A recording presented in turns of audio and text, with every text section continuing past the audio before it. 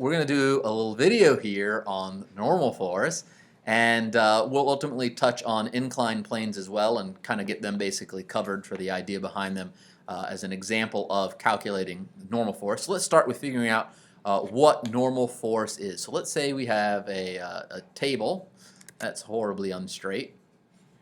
So let's say we have a table here, and this table is sitting on Earth, or really just some planet. Doesn't really matter what planet it's on as long as there's gravity. And on this table we have some sort of crate or box or something sitting there, okay? And it has a mass of m. Whatever its mass happens to be, it's definitely not 0. And the first thing we should know is that, of course, there is gravity then acting on this. If it's in a place where there's gravity and that's one of the forces, then we essentially have the weight of the object pulling it down, and that weight is again m times acceleration. It's mass times acceleration, and in this case the acceleration that gravity is trying to provide is g, so it's mg. And keep in mind this g is a positive g because we're taking care of the negative that was there with this downward pointing arrow. But this is the object's weight. And now we know that this is the force acting on it, and if we tried to go over here and write out this object's net force in the y direction, so vertically, nothing's going on horizontally, so we're not really even worrying about that at the moment, but vertically it would be the net force in the y direction is equal to its mass times its acceleration in the y direction, just Newton's second law, and we would write in that we would have all of our net force. Well, we only see one force there. It would be negative mg equals, and then if we look at this side, this is mass times acceleration. Well, this box is just sitting on the table. It's not falling through the table or jumping up off the table, so vertically it's sitting perfectly still. It's not moving, so the acceleration is 0 on this side, and so if a is 0, then this whole thing on the right hand side is 0, and so we get negative mg equals 0. And since we know we're on a planet where gravity is not 0, and we know that we actually have a box where the mass is not 0, this shouldn't be possible. You can't have something like negative 7 equals 0.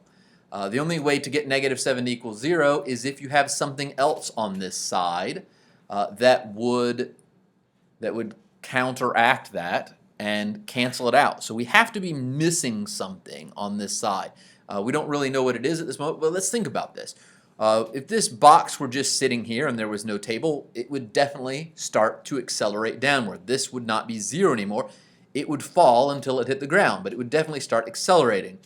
So that should tell us that the force that's canceling out this right here is being provided by this table, which means there is some sort of upward force that's canceling out mg, and it's being provided by the table, so this force due to the table.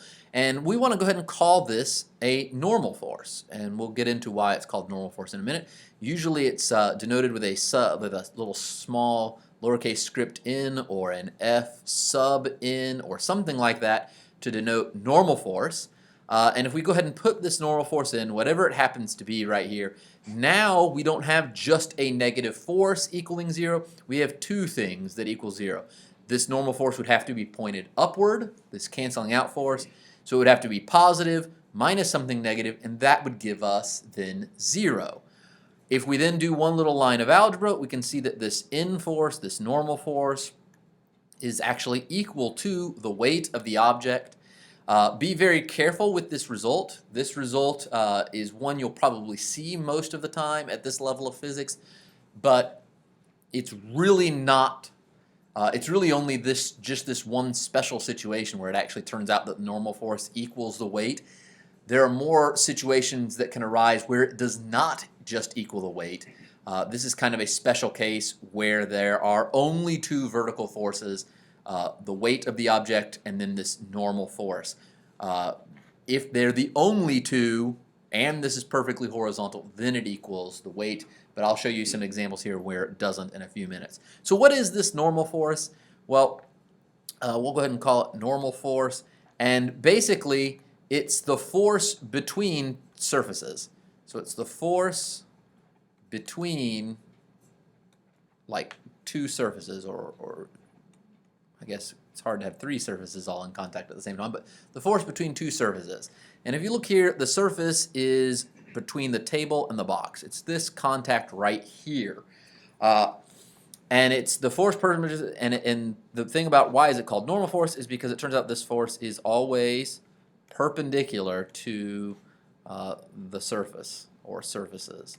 But it's perpendicular to the surface that's the contact between the two of them. And in this case, the surface is this horizontal table. Going perpendicular to horizontal makes this vertical, and we have this vertical force here. And that's really what the word normal means anyway. It's basically just perpendicular. So it's perpendicular, use the perpendicular symbol there, to the surface or surfaces. And in this case, it gives us this. You could imagine that if I started stacking other stuff up on top of this here, this mass, this basically the weight of this object, if say it was a box and we started pouring sand or heavy weights inside of it, its mass would then be increasing, and as the mass would go up, its weight would increase, and then the table would have to increase its normal force to counteract this. If you keep going with this and you keep doing it, eventually you'll get to a weight here by adding more mass to this that would be too much for the table to handle. The table then would not be able to create a normal force that would cancel out this weight. The table would break, and the box then would accelerate downward. This would no longer have been zero, and the weight would have been bigger than the normal force, and you get a downward acceleration. Okay? So that's the basic idea behind a normal force. Now the first example of when is the normal force not equal to the object's weight? Well, if it's not the only force acting on the object. So you could imagine if you reached over and grabbed this box and slightly lifted up on it with some small force, just call it F sub P for your pulling up on the box. Now we have to add this third force into our net force equation. I'm going to do it in yellow just so you can take it back out later. And if we did that, we'd have F sub P right here. It's pointed upward. I said pull up on it. So this is a positive force. It lifts up on it. And then if we were to solve for the normal force again, of course we have to add mg over to the side, but we also have to subtract this pulling force. And so that would be subtracted over here, minus F sub P. And if you look at that, now the normal force would be less than the weight of the object, which should make a little bit of sense, because if you're helping to hold the box up by lifting up on it suddenly, the table doesn't have to do as much of a force to hold it up. There's not as much pressure on this table to keep the box up. And so now the normal force, the force that the table has to exert on the box, is reduced by however much you lift up on it. If you lift up on it and keep lifting up on it more and more, in other words, you keep making this force bigger and bigger and bigger, then this normal force shrinks and shrinks and shrinks. And if you eventually keep pulling up on it harder and harder till you reach the point that you're pulling up on it at the same amount of the weight of the box, then it would be mg minus the same thing, the same weight. This side would equal 0, and there'd be normal force. This would be equivalent to you lifting the box up off the table. Okay? And you could also do the opposite of this. This force pulling up could be a force pushing down. If you actually push down on the box, then you could imagine that would increase the force pushing down on the table. This would become a negative over here, and then over here this would become a plus, and you would be increasing the normal force by basically adding extra weight onto the object. You're increasing that effective weight. It would be mg plus however much you were pushing down on it, and the normal force would then be more than the weight of the box because you're adding that extra force down. Hopefully that makes some conceptual sense to you, and if not, then at least you can do it mathematically. So there's one example of when is the weight not equal to the normal force, or when is the normal force not equal to the weight. The other instance for this would be the inclined plane. So the inclined plane basically is any surface that is not parallel to the ground. So if this is our ground, we would have an inclined plane would be something that was at an angle. This could be a hill, it could be any number of things that are just not parallel to the ground, and it's inclined to some angle theta. And then we're going to go ahead and put our box on this inclined plane now instead of on our horizontal table. Still give it a mass m. And if we start drawing forces in, well, we've got its weight, and weight always pulls straight down. So the weight's going to pull straight down here, mg again, okay? And then the normal force is always perpendicular to the surface, okay? It's always perpendicular to the surface, so the normal force is going to be pointed out this way. Oops, that's not very perpendicular, but perpendicular to the surface, okay? That's our normal force. And now if you look at these two forces, they are no longer parallel to each other, which means we can't just add them. And when two things aren't parallel, we have to start taking components. And if we look at the components here, well, the easiest thing to do is to say, instead of having our xy coordinate system like this, we normally say this is x and this is y. What we want to do is basically tilt our heads. We want to rotate this over, and we want to make x pointed either up or down the slope and y perpendicular to the slope. Because we can do this. We can, our coordinate systems that we get are always just defined by however we are. So we're just going to basically stand on the incline too. So we are tilted. And we're going to choose up the coordinate system as positive and y values as perpendicular, and we're going to ignore that coordinate system. And now keeping that in mind, we want to break every vector into components that are either in the y direction or in the x direction. Well, the normal force is already purely in the y direction. It's perpendicular to the surface, which is what our y direction is. And so we don't have to do anything with it. But mg is both in the x direction and the y direction. So if we look at mg and we draw in components, one pointed right down the line, and this is one of the things I see students have a lot of trouble with, is breaking this into components that are parallel to the inclined plane and perpendicular to it. And now we get one that's perpendicular to it. So it gives us that right triangle right here, right? And we have this x component and we have this now y component. And if we look at this angle theta, you should be able to do some geometry to kind of figure out, well, what angle is theta there? So I'm going to use yellow, and we're going to just draw in one big right triangle, right? So, oops. We're going to go up this way, come down here, and we've got basically one big right triangle here, okay? And if this is theta, then this little angle right here is 90 minus theta. And if this angle is 90 and this is 90 minus theta, then this angle here has to be theta. So this angle in here has got to be equal to theta. It's equal to the same angle as this that the inclined plane is at. Okay, it's not something you need to memorize, it's something you need to be able to figure out each time, just using a little bit of geometry. That makes this component here our y component, which so far our y components have all been dealing with the sine of an angle. Well, now it's the cosine of the angle. That makes this y component, let me get a little darker color, I think.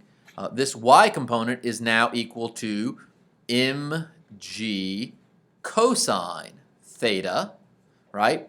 Hypotenuse times the cosine of the angle. And then over here, our x component is across. Our x component is mg sine of theta. All right, and so that breaks it up, and now we're using sine for x and cosine for y, which is again why you should think your way through this every time. So now let's write up our two equations. We can write up one net force in the y direction equals ma in the y direction. So in the y direction, we've got normal force, which is in the positive y direction. That's in. And we have mg cosine theta in the negative y direction, so it's minus mg cosine theta, and that's it. Those are our only two y direction forces that are vertical or that are perpendicular to our inclined plane, and then this equals may. Well, this box is not crashing down through the y direction, and it's not jumping up off of there, so in the y direction here, we have no acceleration. And that's another benefit of choosing our coordinate system this way. All right, because if we had used x and y this way that it was before, all right, if this thing had started sliding down the ramp, right, which some things slide down hills, then it would be moving in both the x direction and y direction at the same time. And one of the things that we've always found that helps make these problems easier is to totally separate the x and y direction so that the movement is all just either in the x direction or in the y direction. It's called decoupling the axes here. All right, if we used this axis here where it was y straight up and down and x was horizontal with the ground, they would be coupled. And that makes the problem a whole lot harder. By rotating this system, we have essentially decoupled the motion, so any sliding would be purely in the x direction and nothing in the y direction. And that allows us to make this equal to 0, and it makes the problem a whole lot easier. So now we can look at this and we can just solve, add mg cosine theta to both sides, and you get that the normal force is equal to mg cosine of theta. Okay? So this is now what our normal force is. It is not equal to weight, which we had found up here before we added in the pulling force. On this, when it was horizontal and there was no other force, N equaled mg. You add in some other vertical force here, either pushing up or pushing down on it, and now it equals mg either plus or minus whatever else other vertical force you have. And then the other way we can change it is by being on an inclined plane. If we're on an inclined plane, what we've got is a component. And you think about this cosine of theta, it's always less than 1. The maximum value can be actually is 1. I guess it's 1 or less than 1. But the maximum value can be is 1. What happens if cosine is equal to 0? If we drop this all the way down to 0 angle, that means our inclined plane is now horizontal, and the cosine of 0 is 1. In that case, this becomes 1, and we get n equals mg, which is back to our original result for a horizontal surface. If we ramp this all the way up to 90 degrees, perfectly vertical, then the cosine of 90 degrees is 0, and in that case, the normal force would be equal to 0, which would make sense because this would just be a box falling next to a wall, not actually sitting on it. Okay, so taking this to the extremes of both sides gives us what the result is. Anywhere in between here is a reduction in the normal force. So I want to offer my weight loss tip number 1. Okay, when you step on a scale, that scale essentially reads your normal force and tells you how much you are pushing down on it, and it tells you how much it has to push back up on you to hold you up. So if you want to go ahead and lose weight real quickly, simply weigh yourself on an inclined plane. It reduces your normal force and therefore reduces what is on the scale. Don't worry, you don't have to thank me for this, but there's my weight loss tip number 1 to you. I have a couple more coming your way as we get to it later on. No worrying about going through weeks of exercise and stuff like that. Just start measuring yourself, you're weighing yourself on an angle. All right, and then the last part here of this video, I just want to go ahead just for completeness. Let's write out the net force in the x direction equals ma in the x direction. Now I don't know if the x direction is accelerating. This may or may not be sliding down the ramp. I'm just not sure. It would depend on some stuff we haven't talked about yet, which is friction. But if there's friction, we'd have some force going up here. But if we assume there's no friction, because I didn't have any at the beginning of the problem, then the only force in the x direction is this one right here. So it's in the negative x direction, so we'd have minus mg sine theta equals max. And so we could have this thing sliding down the ramp, and it's moving just in the x direction. Again, this is decoupled from the y direction. And of course, you can look at this and see if sine of theta is 0, if theta is 0, then the sine of theta is 0, and we get that there is no, that this whole thing becomes 0, which means there's no acceleration in the x direction. That's for a horizontal surface. But as we start to increase this up, as the sine of an angle gets bigger and bigger, then the angle gets bigger and bigger, or the sine gets bigger and bigger, so this acceleration gets bigger and bigger as sine gets bigger and bigger. Mg is just a constant. And if we go all the way to the extreme, that this is a 90-degree angle, you can see that sine of theta, sine of 90 is 1, and you have ma is equal to negative mg, the m's cancel, and its acceleration is just that of free fall. The acceleration is just equal to negative g, which would be negative 9.8 meters per second squared. Okay, that's pretty much all.